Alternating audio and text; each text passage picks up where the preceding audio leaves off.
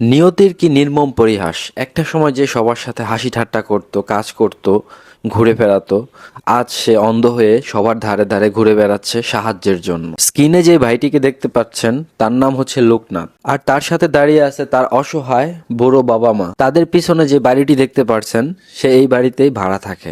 আজকে চলে আসছি মনোহরদী হিন্দু পাড়ায়। তো হিন্দু পাড়ায় আসার কারণটা হচ্ছে আমার এই ভাইটি কিছুদিন আগেও চোখে দেখতো, প্রায় 1.5 বছর 2 বছর হয়ে গেছে, এখন চোখে দেখতেছে না। হঠাৎই তার ব্রেন স্ট্রোক হয়, তাই না? ব্রেন স্ট্রোক হওয়ার কারণে বর্তমানে সে চোখে দেখতে পারতেছে না। তো এর আগে আমি কখনো এরকম ভিডিও করি নাই, এটাই আমার ফার্স্ট এরকম একটা ভিডিও করা। তো ভাই আপনি একটু বলেন যে আপনার কি সমস্যার কারণে আপনার এই চোখে দেখতে পারতেছেন না?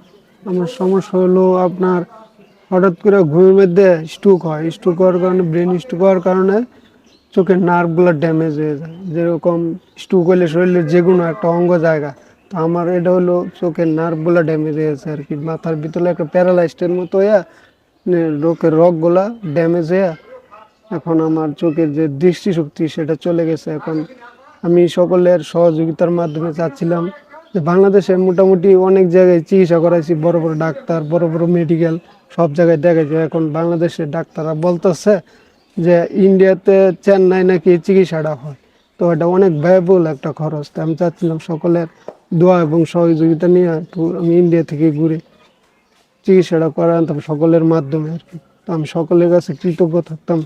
এ আচ্ছা, আপনাদের পরিবারের আর্নিং সোর্সটা কি আসলে? আমার পরিবারের আর্নিং সোর্সটা হলো খুবই খুবই গরিব দুঃখী, ঠিক আছে, গরিব মধ্যবিত্ত। আমার বাসা ভাড়া থাকি, মানে চলাফেরা খুব কষ্ট আর কি। বাসা ভাড়া দিয়ে আমার চিকিৎসা খরচটা, ছোট এক ভাই আছে সে পরিবহনে চাকরি করে, খুবই কষ্টজনক। মানে এত ব্যয়বহুল একটা খরচ দিয়ে আমার পরিবার চিকিৎসা করার মতো সামর্থ্য নাই আর কি। আসলে ডাক্তাররা কি বলছে যে কত টাকা হলে আপনি এই চিকিৎসাটা পুরোপুরি করতে ডাক্তার পারবেন? তো প্রায় 7-8 লাখ টাকা যাবে সব মিলে খরচ। 7-8 লাখ। আসলে ওনার পরিবারে আর্নিং সোর্স বলতে কেউই নাই। একজন ভাই আছে, সেই আপনার পরিবহনে চাকরি করে, ওইখান থেকে যেই টাকা আর্নিং করতেছে সেটা দিয়ে ওনার সংসার চলতেছে, ওনার চিকিৎসা চলতেছে। তো একটা সময় দেখা গেছিল উনিও কাজ করতো, পরিশ্রম করতো, টাকা ইনকাম করতো। তো হঠাৎই ওনার এই ব্রেন স্ট্রোকের কারণে আজ তিনি কিছুই করতে পারতেছে না। বর্তমানে এমন এক পরিস্থিতিতে আছে উনি, আপনারা না দেখলে হয়তো বুঝতে পারবেন না। আমাদের পরিবারের সদস্য হচ্ছে 4 জন। ওনারা যে বাড়িটিতে থাকে সেটাও একটা ভাড়া বাসা। আসলে এই ভাড়া টাকা দিতে গিয়ে প্লাস ওনার ওষুধের টাকা দিতে গিয়ে ওনারা একেবারে হিমশিম খেয়ে যাচ্ছে। আপনাদের আর্থিক সহযোগিতা এবং মহান আল্লাহ তাআলা চাইলে ওনার এই উন্নত চিকিৎসার মাধ্যমে ওনার চোখের দৃষ্টি অবশ্যই আবার ফিরে পেতে পারে উনি।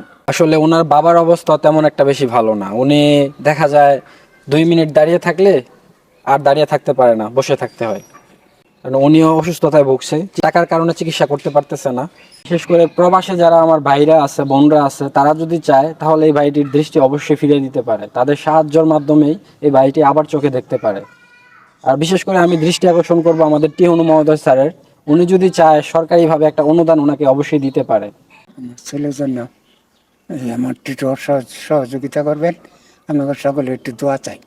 আমারও অবস্থা ভালো না, কি করি কোন বাড়াবাড়ি তাই বারো দিতে এনার্জি দিত মতো।